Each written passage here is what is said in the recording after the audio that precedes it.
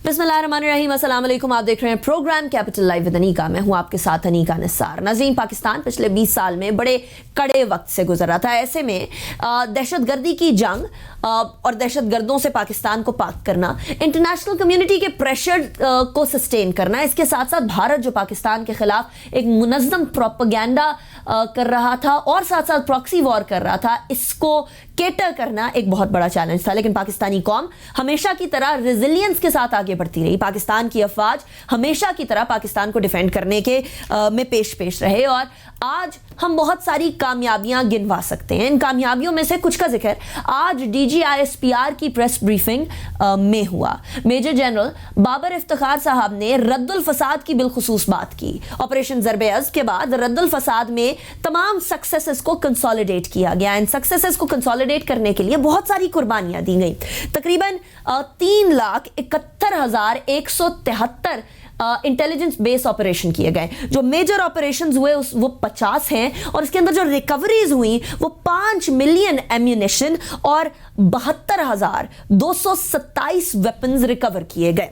ऐसी सूरत हाल में पाकिस्तान जहां बहुत सारी चीज़ों में कामयाबियां हासिल कर रहा था, पाकिस्तान जहां दहशतगर्दों को धकेल रहा था, पाकिस्तान जहां बाड़े लगा रहा है, बॉर्डर फेंसिंग कर रहा है, जो कि पाक अफगान बॉर्डर के ऊपर 83% और ईरान और पाकिस्तान के बॉर्डर के ऊपर 37% मुकम्मल हो चुकी है। वहीं भारत पिछले 15 साल से पाकिस्तान के खिलाफ एक मुनज़्ज़म साजिश कर रहा था। ये मुनज़्ज़म साजिश के पीछे भारत की हुकूमत और रॉ यकीनन शामिल है। आज DGISPR major general Babar Iftikhar ने श्रीवास्तव ग्रुप की बात भी की और साथ ही साथ रॉ की एक और कंपनी, रॉ के अंडर जो काम करती है, IT बेस्ड कंपनी, हैकिंग करती है, इस तरह के तमाम काम करती है, उसकी बात भी की।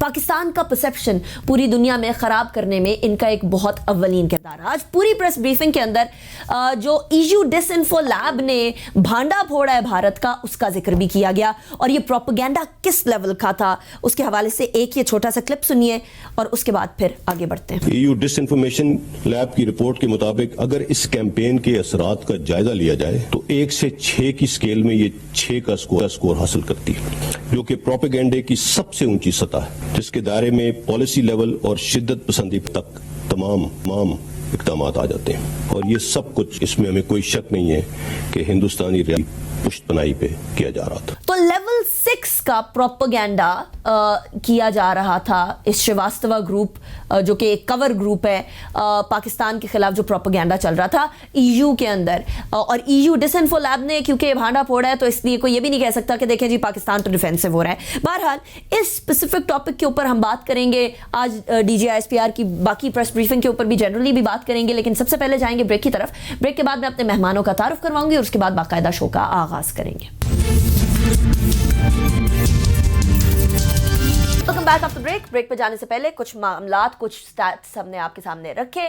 अब जरा चलते हैं अपने मेहमानों की तरफ। मेरे साथ जो मेहमान मौजूद है मैं उनका तारुफ करवाऊंगी। मेरे साथ मौजूद है जफर हिलाली साहब, जो कि भारत के प्रोपेगेंडा का खुद भी शिकार हो चुके हैं, सीनियर एनालिस्ट हैं एंड एक्स डिप्लोमैट भी हैं। बहुत शुक्रिया हिलाली साहब आपने ज्वाइन किया। जनरल एजाज अवान साहब हमारे साथ मौजूद हैं, very senior and seasoned defence analyst. बहुत शुक्रिया जनरल साहब, आपने भी हमें ज्वाइन किया। And last but not the least, Chaudhry Parvez Iqbal Losar साहब हमारे साथ मौजूद हैं, जो कि बेसिकली चेयरमैन है EU पाकिस्तान फ्रेंडशिप फेडरेशन के। यूरोप में, ब्रसल्स, बेल्जियम में ये होते हैं। बहुत सारी जो EU पार्लियामेंट की जो प्रोसीडिंग्स चल रही होती है वो सारी की सारी अटेंड भी करते हैं। और इन्होंने 3 साल पहले बताया था कि भारत ऐसा प्रोपेगेंडा कर रहा है और इनके खिलाफ भारत काफ़ी ज़्यादा खुद भी प्रोपेगेंडा कर रहा है। इस हवाले से बात करेंगे, लेकिन सबसे पहले जनरल साहब मैं आपकी तरफ आऊँगी। आज DGISPR major general Babar Iftikhar साहब की जो प्रेस ब्रीफिंग थी वो बड़ी लोडेड थी। It was backed by data, it was backed by statistics. एक तो उस प्रेस ब्रीफिंग को किस तरीके से देखते हैं, दूसरा भारत जो है वो हमारा परसेप्शन खराब करता रहा पिछले 15 साल से और प्रैक्टिकली चीज़ें बेहतरी की तरफ आती रही। ऑन ग्राउंड दहशतगर्दी कम हो गई, ऑन ग्राउंड पाकिस्तान के अंदर क्राइम कम हुआ, ऑन ग्राउंड पाकिस्तान के अंदर बॉर्डर फेंसिंग बड़ी तेज़ी से आगे बढ़ रही है। अब हमें परसेप्शन करेक्शन की तरफ भी जाना होगा। उसके लिए क्या चीज़ ज़रूरी है, वो कैसे करें? And this perception correction, this entire perception correction, इसको हम लोगों ने पहले से क्यों नहीं एक प्रायोरिटी बनाया? क्यों इंडिया इस तरीके से हमारे खिलाफ प्रोपेगेंडा करता रहा? Thank you. देखिए जी, बातें दो हैं। पहली बात यह है कि मुल्क के अंदर तो यकीनन हर पाकिस्तानी इस बात को महसूस कर सकता है कि एक जमाने में दहशतगर्दी किस लेवल पे थी, जब हमने तकरीबन 70,000 से ज्यादा पाकिस्तानी कौम की शहादतें हुई। फिर एक नेशनल एफर्ट से पूरी कौम ने मुतहद होकर अपनी लॉ एनफोर्समेंट एजेंसीज को असिस्ट किया, और आज अल्हम्दुलिल्लाह हम ये क्लेम कर सकते हैं कि 97% दहशतगर्दी में कमी आई है। पाकिस्तान में आज कोई नो गो एरिया नहीं है। अब परसेप्शन की जो आप बात कर रही हैं, एक परसेप्शन है इंटरनेशनली, जो दुनिया अब इस बात से आ गया है, और जो आपने इंटरनेशनल टीम्स को यहाँ आके खेलते देखा, जिस तरीके से वो क्रिकेट और बाकी इंटरनेशनल विजिटर्स यहाँ से होके गए हैं, तो वो तो सब लोग कन्विंस हैं कि पाकिस्तान में हालात बहुत बेहतर हैं और यकीनन दहशतगर्दी तकरीबन खत्म हो चुकी है पाकिस्तान में। अब इसमें यह कहना कि दहशतगर्दी में लास्ट टेररिस्ट मारा जाए, ऐसा दुनिया में होता नहीं है। ओवरऑल एक कंडीशन क्रिएट करनी होती है, और वो अल्हम्दुलिल्लाह हमने कर दी। लेकिन ये जो स्पोरेडिक इंसिडेंट बलूचिस्तान में हुए हैं, इनको ऊपर तले 3-4 इंसिडेंट्स का हो जाना, यकीनन इसमें ये जो सोशल मीडिया है उससे एक परसेप्शन क्रिएट हुई। तो जो हमारे मुल्क के अंदर ये स्ट्राइक्स हुई अभी बलूचिस्तान के अंदर, या कोयटा में एक आध इंसिडेंट, कराची में हो गए 1-2 इंसिडेंट, तो यकीनन इस तरह के इंसिडेंट इतने बड़े मुल्क में जहां एक हमसे 7 गुना बड़ा पड़ोसी एक तरह की हाइब्रिड वॉर हमारे खिलाफ उसका आगाज कर चुका है। फिर उनकी जितनी शहादतें हमने दुनिया को दी, जिस तरीके से वो फिजिकल इंटरफेरेंस कर रहे हैं, कुलभूषण यादव का केस हमारे सामने है, फिर जो और बाकी लोग गिरफ्तार हुए उनकी कन्फेशंस हमारे सामने हैं। तो इस तरह के स्पोरेडिक इंसिडेंट्स का हो जाना, इनमें अगर हम कहें जी कि हम कोई ऐसा वाटर टाइट प्रोग्राम बना सकते हैं जिसमें कोई पॉसिबिलिटी ना हो किसी एक भी इंसिडेंट की, तो ऐसा तो नहीं होता। लेकिन दुनिया इस बात पे यकीन रखती है, और हमारे मुल्क में हम देख रहे हैं जिस तरीके से नॉर्मल लाइफ जारी है, हमारी मार्केट्स आबाद हैं, शहर आबाद हैं, कोविड के बावजूद जिस तरीके की गैदरिंग्स हो रही हैं, तो एक इस फील्ड में हमें बहुत बड़ी अचीवमेंट तो हुई है, इसको डिनाई नहीं किया जा सकता। राइट जाल साहब। अच्छा परवेज साहब, आपकी तरफ आऊंगी।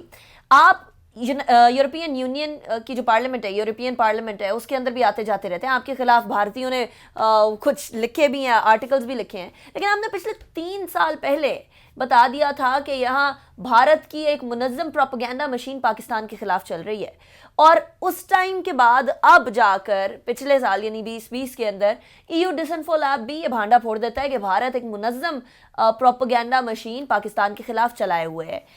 ये बताइए, भारत का तरीका वारदात था क्या? किस तरीके से पाकिस्तान के खिलाफ झूठी खबर ऐसे फैलाई जाती थी कि वो सच बनाकर सबको बताई जाए? बिस्मिल्लाहिर्रहमानिर्रहीम। सबसे पहले तो आपका शुक्रिया। ये जो आपने इंट्रो में कहा, 3 साल पहले ये यूरोपियन पार्लियामेंट में भी मैं ये डिक्लेयर कर चुका था, बल्कि यूरोपियन पार्लियामेंट को मैंने कहा था कि ना तो इस पार्लियामेंट के पास सोर्स और रिसोर्स की कमी है, ये जो इंडियन फंडेड जो NGO हैं, इनके ऊपर इनको तवज्जो देनी चाहिए। और शायद आपको याद हो 3.5 साल पहले जिनेवा में इन्होंने फ्री बलोचिस्तान, वहां की बसों के ऊपर वहां के बिलबोर्ड लगाए थे। वहां पर भी हमने ये काम किया था कि वहां पर भी मैं और लॉर्ड नजीर ने, वहां पर भी हम लोगों ने इनका भयानक चेहरा जो है, बल्कि स्विस गवर्नमेंट को हमने लेटर भी लिखा था। लेकिन इनका तरीकाकार ये था कि अभी ये इनके पीछे, सबसे पहले तो मैं ये बताऊं कि ये जो लोग ये लफ्ज इस्तेमाल करने से थोड़ा परहेज कर रहे हैं, इनके पीछे इंडियन एजेंसी रा जो है वो 110%, और उनकी गवर्नमेंट और उनकी दहशतगर्द RSS ये सब, और उनकी ANI जो कि एक मीडिया इंडस्ट्री है, ये सारे इन्वॉल्व थे। लेकिन इनका तरीका ये होता था, यूरोप में ये मुख्तलिफ नामों से NGO इन्होंने बनाई हुई थी। उन NGO, और ज्यादातर ये NGO जो है बनी बनाई ले लेते थे। फॉर एग्जाम्पल, अगर कोई बंदा अपनी NGO जो है रिटायर होना चाहता है या देना चाहता है, तो वो जो NGO को लेते थे। अभी आपने ये सुना तो होगा कि मुर्दों के ऊपर सियासत तो हो रही थी, लेकिन ये पाकिस्तान के खिलाफ फेक मीडिया में मुर्दों को भी इस्तेमाल किया जा रहा था। 2006 में एक बंदा इस जहाने फानी से चला जाता है, लुइस उसका नाम है, वो एक थिंक टैंक है, ह्यूमन राइट्स था, ह्यूमन एक्टिविस्ट था। 2007 में, 8 में, 9 में वो बंदा इंडिया के मुताबिक, इंडियन फेक इंडस्ट्री के मुताबिक 2006 में तो वो दुनिया से चला जाता है। 7, 8 और 9 में वो पाकिस्तान कश्मीर के खिलाफ आर्टिकल लिखता है, या तो वो उसकी कब्र के पास बैठकर ये आर्टिकल लिखा रहे थे। यानी कि सबसे भयानक चेहरा इनका, इस हद तक इन्होंने गिरी हुई हरकतें की हैं। अभी उसके बाद ये जो था, जो कोई भी ये कॉन्फ्रेंस कराते थे, सेमिनार कराते थे, देखने में तो सामने अंग्रेज नजर आते थे, और उनके साथ जो मेजबान थे वो अंग्रेज होता था, मेहमान जो होता था वो पाकिस्तानी सुरखे होते थे। फॉर एग्जांपल बलोचिस्तान के जो बागी हैं, गिलगित बल्तिस्तान के जो बागी हैं, और कुछ कश्मीर के जो बागी हैं, और ये लोग जो हैं फिर वो इनको बैठा लेते थे, कहते थे कि ये मजलूम है, इनके ऊपर जुल्म हो रहा है, फौजे पाकिस्तान इनके ऊपर जुल्म कर रही है, दहशतगर्दी हो रही है। ये इनका तरीकाकार था। और उसके बाद जब कभी जैसे GSP प्लस हो या फैट में पाकिस्तान का केस चल रहा, जब हमारी डेट करीब आती थी, मैं आपको बताऊं कि ये 15 साल पुराना 2004 एंड पे इन्होंने ये हमारे खिलाफ प्रोपेगेंडा शुरू किया स्ट्रासबर्ग से, जब हम पहली बार GSP प्लस का स्टेटस लेने जा रहे थे। अभी ये स्टेटस तो 3 बार अल्हम्दुलिल्लाह हमने जीता, लेकिन इन्होंने जिस मुनज़्ज़म तरीके से पाकिस्तान को, पाकिस्तान की फौज को, या ये दुनिया के सामने हमारा चेहरा जो है ये ऐसा बता रहे थे कि जैसे हर पाकिस्तानी दहशतगर्द है। सही, लेकिन ठीक है, जफर हिलाली साहब की तरफ चलते हैं। हिलाली साहब, आप तो इस प्रोपेगेंडा का खुद भी शिकार हो चुके हैं। आपके एक स्टेटमेंट को तरोड़ मड़ोड़ के पूरे भारतीय मीडिया ने बड़ा ढिंडोरा पीटा, और अब मैं चेक कर रही थी शो शुरू होने से पहले, तकरीबन सारी ही भारतीय वेबसाइट से वो गायब हो गया, क्योंकि सबको पता चल गया ये फेक न्यूज़ है, भांडा फूट गया। ये बताएं जफर हिलाली साहब, आपकी वो स्टेटमेंट असल में थी क्या, जिसको भारत ने तरोड़ मड़ोड़ के एक एतराफी बयान के तौर पर चलाया? देखिए, हो ये रहा था कि मैं एक प्रोग्राम में, हम टीवी पे बैठा हुआ था, तो उन्होंने मुझे पूछा ये जो इंसिडेंट हुआ था जिसमें क्या था वो जो बालाकोट के बारे में बात हो रही थी, तो मैं उनसे कह रहा था कि मैं इस बात पे हैरान हूँ कि हालांकि उनका इरादा था और उम्मीद था कि वो आके 30 पाकिस्तानियों को एक मदरसा में बम करें, और बल्कि वो लाइन ऑफ इंटरनेशनल बॉर्डर को क्रॉस करके, which is an act of war, आके बम करके वापस भी चले गए। और इसलिए कि कोई मरा नहीं था, इसलिए कि कोई था नहीं उधर, कोई मरा नहीं, कोई कुछ नहीं हुआ, जो हमारा रिटेलिएशन जो होने वाला था उनके लीडरशिप पे, जो एक मीटिंग कर रही थी मकबूजा कश्मीर में, हमने जाके अपने बम फुटबॉल स्टेशंस पे फेंक दिया। तो मैंने कहा कि वो आ रहे थे हमारे लोग को मारने के लिए, और हमने जाके जब उनका मिशन कंप्लीट हो गया, ये उस दूसरी बात है कि कोई मरा नहीं, कोई था नहीं, अटर फेलियर था, मगर उनके ख्याल में तो ये था कि वो कामयाब हो गए। तो हमने क्यों नहीं अपना लेजिटिमेट टारगेट जो था, why didn't we complete the operation, हमने क्यों नहीं जाके किया? तो ये बातें हो रही थी। तो उन्होंने उसको टेप करके, जब मैंने कहा कि हालांकि उन्होंने नहीं मारा, तो उसने कहा कि हालांकि तुमने मार दिया, उन्होंने मार दिया, दे करप्टेड इट थोड़ा सा। तो शुक्र है फिर वो करप्ट करके हर अखबार, ये 2 हफ्ते पहले की बात है, 2 हफ्ता उन्होंने काम किया उस वीडियो पे, और फिर भी उन्होंने इतना बुरा काम किया कि सबको पता चलता था कि ये एडिट हुआ है, और फिर उन्होंने जाके छाप दिया, और बड़े खुश हो गए कि देखो देखो, लोग कह रहे थे हमने कुछ नहीं किया सब, मगर देखो हिलाली कह रहा है कि इतने लोग मारे गए। तो फिर हमने वो जो एक्चुअल करेक्ट सही फुटेज अनएडिटेड जब खेला, तो पता चला कि वो झूठ है। तो इंडियंस भी मानने लग गए कि वो झूठ था। तो फिर उन्होंने एक ऐसी चीज की है जो पहले उन्होंने नहीं किया, उन्होंने विड्रॉ कर दिया अपना स्टेटमेंट। टाइम्स नाउ ने भी विड्रॉ कर दिया, और रिपब्लिक टीवी, कुछ और भी 1-2 चैनल्स हैं जो पाकिस्तान के बहुत खिलाफ है, उन्होंने भी विड्रॉ किया। तो आज मेरी डिस्कशन ये हो रही थी कि क्यों विड्रॉ किया। अक्सर वो नहीं करते थे, वो इसलिए विड्रॉ किया कि भाई ये इंडिया क्रॉनिकल्स जो EU डिसइंफो ने पब्लिश किया है, उसके तहत बड़े सारे लोग दूसरे मुल्कों में जाके इनके खिलाफ लाइबल एक्शंस और ये एक्शंस फाइल किया है। 1-2 ने इनके खिलाफ अवार्ड्स भी उनको मिले हैं। तो अब मेरे ख्याल में वो ज्यादा ससेप्टेबल हो गए हैं, तो उन्होंने और इरादा था कि उसको उनको सू भी करे, तो इसलिए शायद उन्होंने विड्रॉ कर दिया। तो अच्छा, एक बड़ा हिलाली फतह साहब, हुआ है। हिलाली साहब, आपने कहा कि आपका इरादा भी था उनको सू करने का, इंडियन मीडिया को। आपने ऐसी कोई बात उन तक पहुंचाई थी जो उन्होंने फौरी तौर पर ये जो है विड्रॉ की खबरें, और उसके बाद बोला कि नहीं जी ये तो चैलेंज हो गया है स्टेटमेंट, इसलिए हम लोगों ने हटा दी? हाँ, मैंने तो बिल्कुल डिनायल इश्यू किया। 2 डिनायल्स मैंने खुद अपने तरफ से किए थे, और साथ साथ जब लोगों ने कहा इनको सू करो, मैंने कहा कि मैं सबको इजाजत देता हूं मेरे बिहाफ पे उनको सू करने के लिए। मेरे पास तो इतने पैसे नहीं है कि मैं सू करूं, मगर जो सू करना चाहता है प्लीज सू करे, और जितने डैमेजेस हैं वो खुद ही रख लें अपने पास। Right, interesting. लेकिन दिस प्रूव्स, हिलाली साहब, कि प्रोपेगेंडा करने में भारत बहुत आगे है। बट आपके इस पूरे इंसिडेंट के बाद क्या हम ये कह सकते हैं कि अब भारत का प्रोपेगेंडा नहीं चलेगा, अब Bharat will be called out for spreading fake news? Absolutely, if you are ready और आपके पास इक्विपमेंट है और आपके पास विल और ये है, तो जरूर उनको कॉल आउट करें, जरूर उनको सू करें, जरूर एक हंगामा मचाएं, और वो देखेंगे, वो फिर रिट्रैक्ट करेंगे। इसलिए तो हम तो तैयार हो गए थे ना, एक लिहाज से कि हमारे पास वीडियो था, हमने बता भी दिया। एक दो जो प्राइवेट यूट्यूब्स हैं उन्होंने भी बताया, प्रेशर माउंट हुआ तो उन्होंने विड्रॉ किया। राइट। चलिए हिलाली साहब, ब्रेक की तरफ चलते हैं, ब्रेक के बाद वापस आएंगे, उसके बाद फिर शो को कंटिन्यू करेंगे।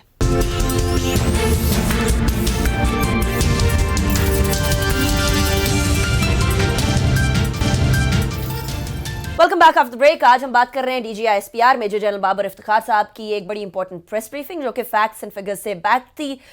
उस प्रेस ब्रीफिंग के अंदर भारत के नापाक अज़ाइम, भारत का पाकिस्तान के खिलाफ प्रोपेगेंडा, भारत पिछले 10 सालों के अंदर किस तरीके से दहशतगर्दों की पुष्ट पनाही करता रहा, वो तमाम चीज़ें थीं। और इसके साथ साथ पाकिस्तान के लिए जो light at the end of the tunnel है, उसके बारे में भी बात की गई, क्योंकि पाकिस्तान में दहशतगर्दी कम हो गई, कराची के हालात बेहतर हो गए, टेरर फाइनेंसिंग के हवाले से ठोस इकदाम उठाए जा रहे हैं, पाकिस्तान में बॉर्डर फेंसिंग हो रही है ताकि दहशतगर्दों की आमद रफ्त ना हो सके, और ये तमाम चीजें पाकिस्तान की बका और सालमियत की जामिन है। लेकिन परसेप्शन, फिर भी परसेप्शन के ऊपर हमें काम करने की जरूरत है। परसेप्शन ही की तरफ टारगेट करता रहा भारत। जनरल साहब, डाइमफिल का कॉन्सेप्ट आपको मालूम है, डिप्लोमेटिक इंफॉर्मेशन, इसके अलावा इंटेलिजेंस, जो मिलिट्री, फाइनेंशियल, लॉफेयर, ये तमाम के तमाम जो पैराएं हैं, इनको देखने की ज़रूरत होती है, और ये है 5th जनरेशन वॉरफेयर बेसिकली।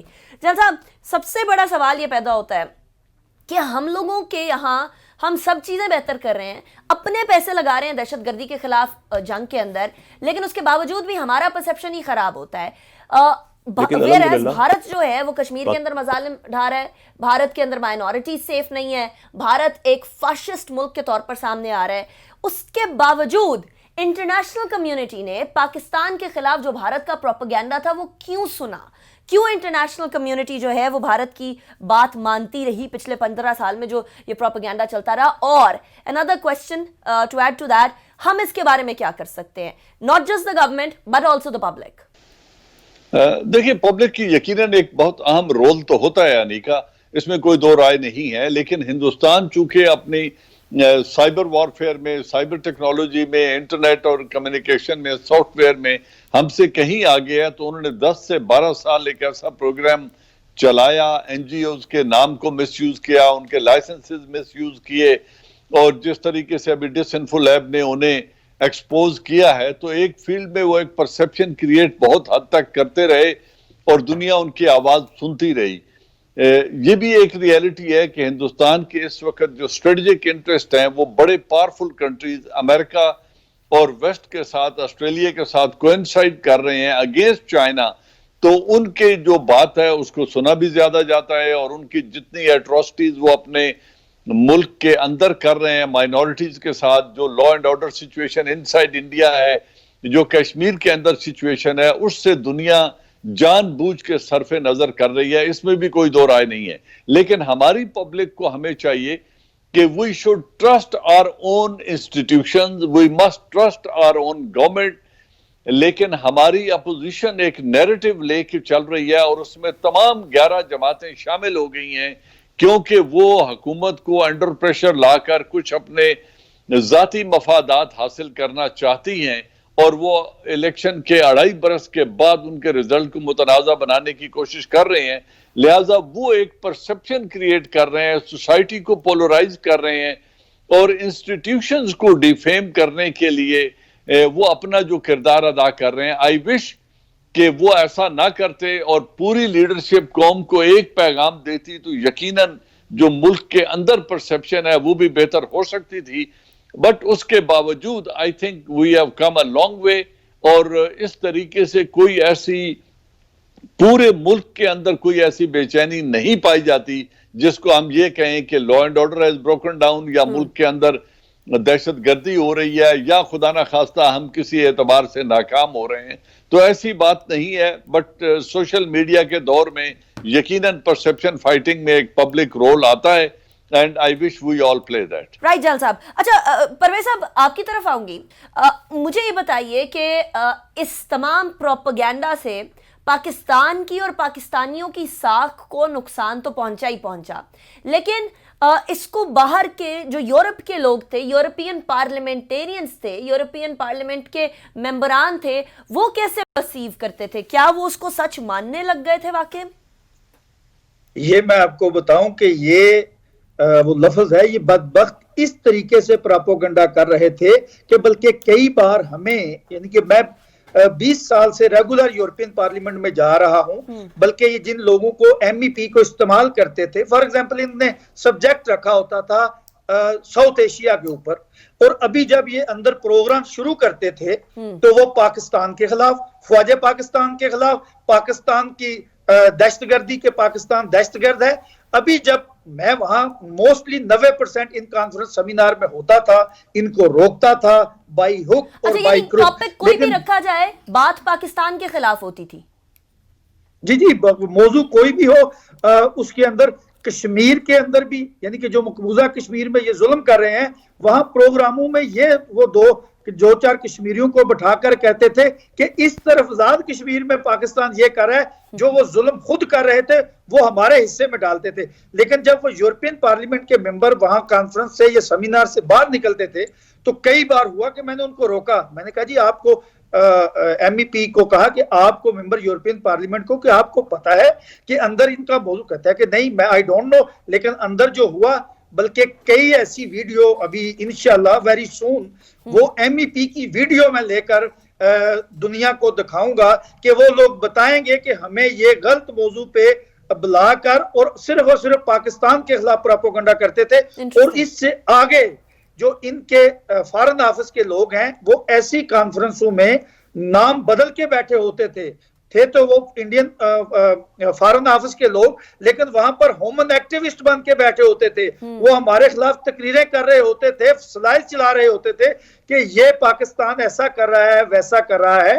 अभी DEU डिस्फो इन्फो लैब ने जो इनका भयानक चेहरा, दुनिया की सबसे बड़ी फेक इंडस्ट्री पकड़ी है, और आज जो हमारे DGISPRL की एक बड़ी मुदब्बल और तफसील के साथ उन्होंने 20 साल जो इंडिया पाकिस्तान को नेशनल इंटरनेशनल प्लेटफॉर्म पर जितनी हमारे ऊपर दहशतगर्दी के इल्जाम लगाता रहा, अभी हमें EU डिसइंफो लैब जैसे कई और फॉर्म पकड़े जाएंगे, इनको पकड़ेंगे, क्योंकि अभी ये 75% इनकी चोरियां, डकैतियां, फेक मीडिया बाकी है। क्योंकि अभी यूरोप के परवेज साहब ये बहुत बड़ा क्लेम है, आप कह रहे हैं अभी 25% भारत का प्रोपेगेंडा मशीनरी पकड़ी गई है। 75% आप कह रहे हैं, 75%, 75% अभी भी रहती है, ये आप कह रहे हैं?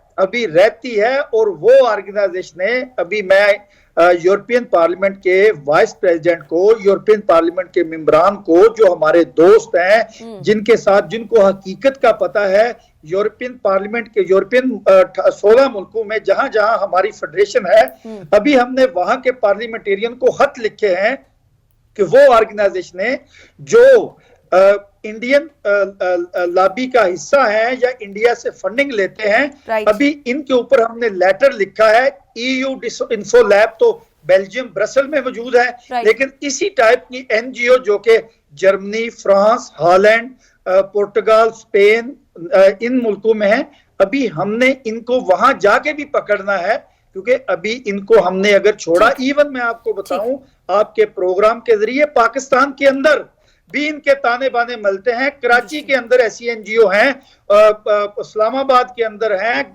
केपीके में ऐसे हैं जो इंडियन फंडेड हैं, और ये जो एनजीओ अभी EU डिसइंफो लैब ने डिक्लेयर की हैं, इनके ऊपर भी पाकिस्तान के कुछ सुर्खे जो जर्नलिस्ट जो है इनकी दावतों पे यूरोप जाते रहे हैं। अभी हमने उन जर्नलिस्ट को भी पकड़ना है, उनसे भी हिसाब लेना है कि ये जो इन एनजीओ से टिकट लेकर, एयर फेयर लेकर यूरोप में जाकर पाकिस्तान के खिलाफ उन प्रोग्रामों में बैठते थे, अभी हमने उनका भी पीछा करना है। ठीक, अच्छा परवेज साहब, ये तो this is a very important cause.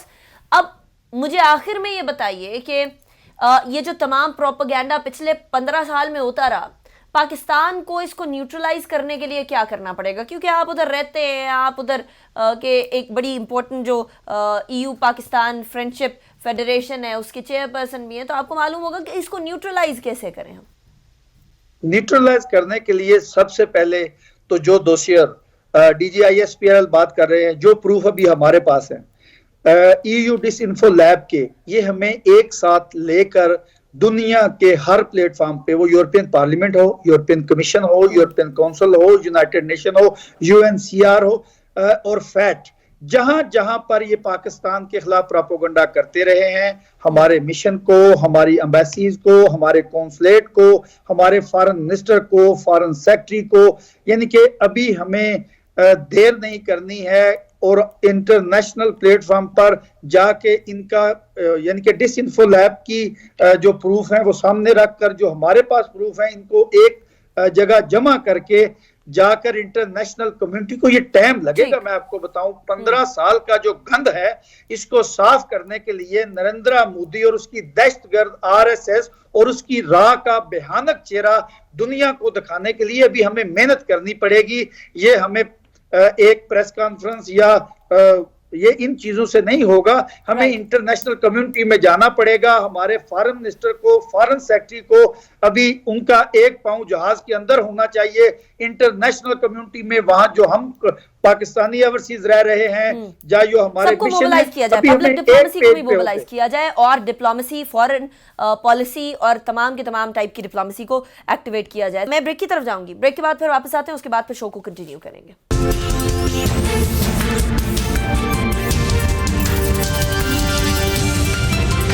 Welcome back after break. Zafar Hilali साहब की तरफ चलते हैं। हिलाली साहब, अब एक तरफ तो हमारी परसेप्शन को हमने क्या करना है आगे उसकी बात आ गई, बट भारत को किस तरीके से, जो भारत के अंदर तो बहुत सारी गड़बड़ें हो रही हैं, भारत को किस तरीके से बेनकाब करें? वो हमारे खिलाफ फेक प्रोपेगेंडा करता रहा, हम उनकी असल खबरें क्यों नहीं दुनिया के सामने कर सकते? उसमें क्या रखना है, उसमें क्या प्रॉब्लम है, उसके लिए क्या किया जाए? देखिए, पहले तो हमारा सबसे बड़ा एसेट है नरेंद्र मोदी। मोदी जो है वो ऐसे उसके ऐसे चीजें कर रहा है इंडिया में कि उसी को अगर हम पब्लिसाइज करें, उसी को अगर हम प्रोजेक्ट ठीक तरीके से इफेक्टिवली करें, he is his own worst enemy. भाई, मैं तो 2 चैनल्स को आज ये कहा हूं कि आप मोदी की लाइफ स्टोरी पढ़ें। मोदी की लाइफ स्टोरी का एक छोटी बात मैं बताता हूँ। 17 या 16 या 17 साल की उम्र पे उसने RSS का कोई किताब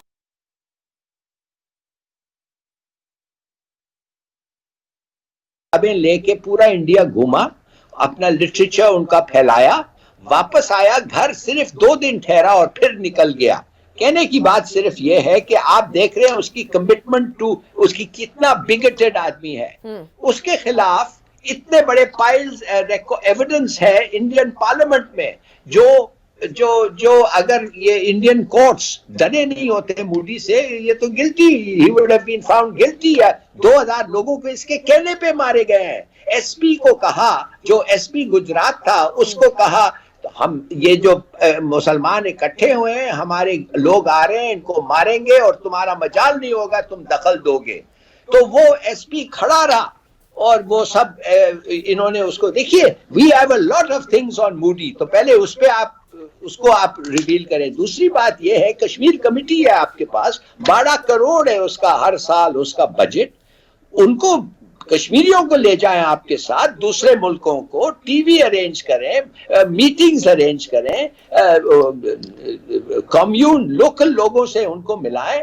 देखिए कश्मीर कॉज से बेहतर मेरे ख्याल में कोई कॉज है ही नहीं, और इस वक्त उरूज पे है इंटरनेशनल अटेंशन और फोकस उस पे। मेरे ख्याल में imaginative program of taking Kashmiris, let them, उनको बताने दें भाई, उनको बात करने दें। वो माँ, एक दो माँ को ले जाएं आप अपने साथ, यूरोपियन मुल्क भेजें, दूसरी जगह भेजें, मीटिंग्स अरेंज करें, बड़ा इफेक्टिव हो सकता है। मगर ऑर्डिनरी लोगों को ये नहीं कि आप फॉरेन ऑफिस को ले जाएं या सिर्फ पार्लियामेंट को ले जाएं, आप उनको अवाम जो मुल्कों के हैं उनसे मिलाएं। और मुझे ये प्रेसिडेंट ऑफ इटली ने मुझे कहा था जब मैं गया था, मैं जब एम्बेसडर बन के उधर गया था, मैंने उसको कहा हमारे पास इतना अच्छा कॉज है मगर हम बेकार हैं, हम इसको प्रोजेक्ट नहीं कर सकते। तो कहता है कि तुम सिर्फ फॉरेन ऑफिस वालों को जाते हो, पार्लियामेंट को मिलते हो,